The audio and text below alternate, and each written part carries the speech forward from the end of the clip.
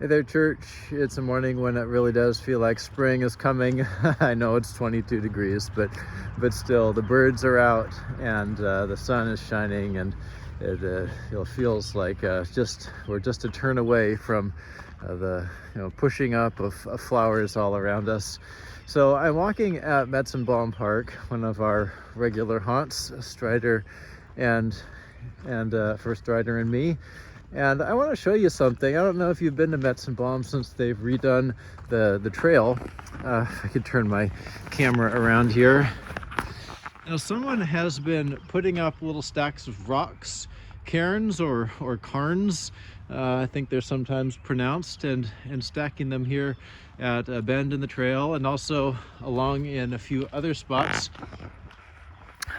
I just love this.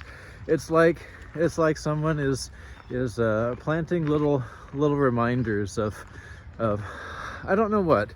A cairn almost seems like a little miracle to me when I see it, like a little pile of grace, especially some of these structures that seem so precarious. I've really marveled when I've walked by here after some really strong winds, and goodness knows we've had some really strong windy days, and these cairns are still standing. Even the ones that look precarious, like they're about to fall over, they have this wonderful balance that's able to withstand so much. Human beings go through so much. And as we move through the season of Lent, we remember especially the suffering of Jesus. Lent moves toward the cross, and yes, the resurrection, but very much toward the cross, where Jesus really stood in the balance, where Jesus offered himself to the most precarious place, gave himself up to death, and looked like he was being completely undone, which I guess really he was, except in that moment, God was undoing something that we couldn't see, something that is just the world wrecker and life wrecker, the power of sin. God was actually transforming the world. And so Lent is a wonderful season for the way it acknowledges our weakness, the precariousness of human life, and the precariousness of our ways to try to make ourselves better. Lent really asks us to reckon with how our own efforts don't produce the fullness of life that God gives by grace.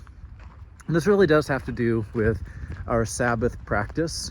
Our lives can feel so precarious that we want to just keep on doing, going, accomplish that next task, make a little more money, try to go after that next experience, go hard on the weekend. Weekend warriors unite, right?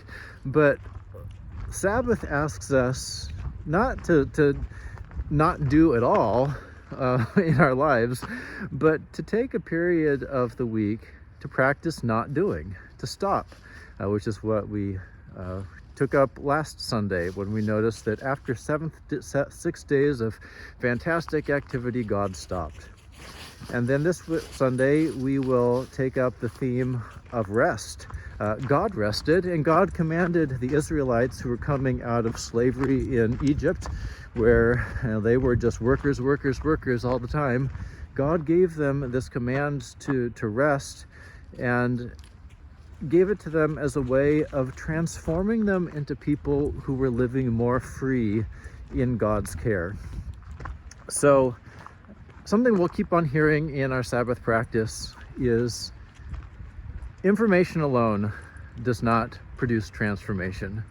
As the Israelites were coming out of slavery in Egypt and were commanded to keep Sabbath, it wasn't because they needed more information about God. It's because they needed the experience of resting in God's care and discovering that God was enough to keep them in life.